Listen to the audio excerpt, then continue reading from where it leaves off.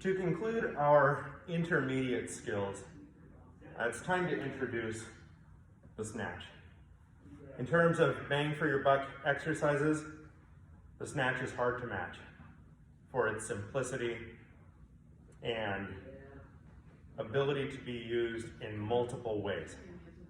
It can be used for strength, it can be used for some light cardiovascular endurance, it can be used for maximal force production, it can be used for power endurance, strength endurance, whatever you need it to be, whatever you're trying to develop. The snatch is a tool that can help you get there. It's quite versatile.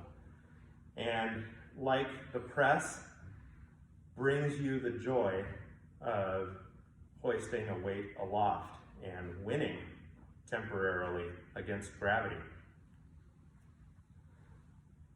But the snatch is not without its complications. But you're ready for it if you've practiced your clean, your double clean and your one arm clean variations, if you've practiced your press, and if you've practiced your one arm swing progressions. You get the hinge and power of the one arm swing, the taming the arc of the clean, and the lockout of the press all together in the snatch. In fact, that's how we're going to teach it. We're going to teach you to clean, press, and then drop the bell in one fluid motion. You're going to learn the down phase of the snatch first. Then you're going to learn the muscle snatch, which is sort of a hybrid of a clean and press and a snatch. There's going to be some press out in the muscle snatch. Then we'll learn the snatch itself. So to start off with, the snatch from the top down.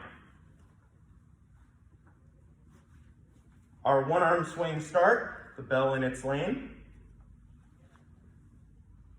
We're going to backswing, turning the thumb in and clean the bell into the rack position, then press it up overhead. From here, I'm going to drop it between my thighs, not between my knees or between my calves, and return it to the floor. As it drops, I'm not going to let it go too far out in front of me.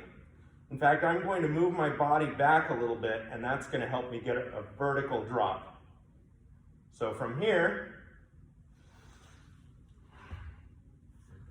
just letting it go, float into the backswing, and park.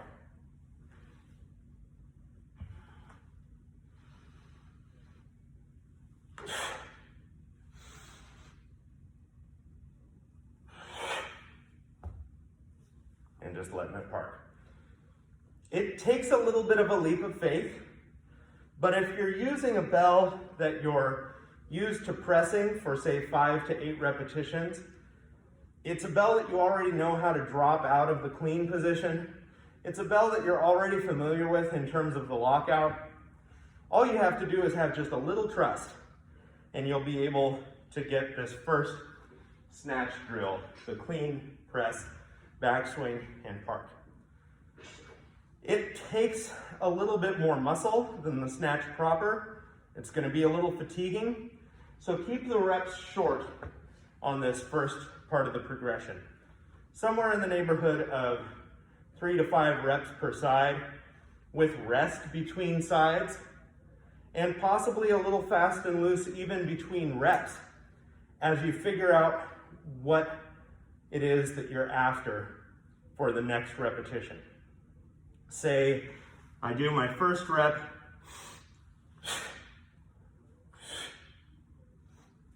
and it's a little bit heavy in the catch, there's a little bit of jerkiness. Okay, well that didn't feel quite right. I have to aim the bell between my thighs in this triangle, not down here. If it's coming down, there's going to be jerk.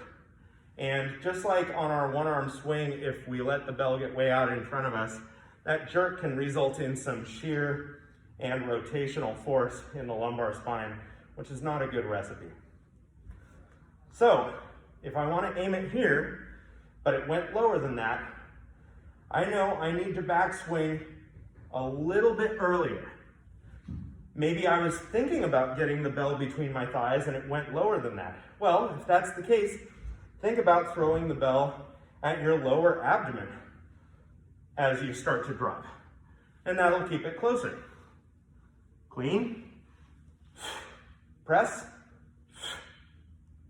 drop towards the lower abdomen. No jerkiness as I drop the bell. Play around with this for a while. Figure out the down phase, and you'll be able to figure out the up phase.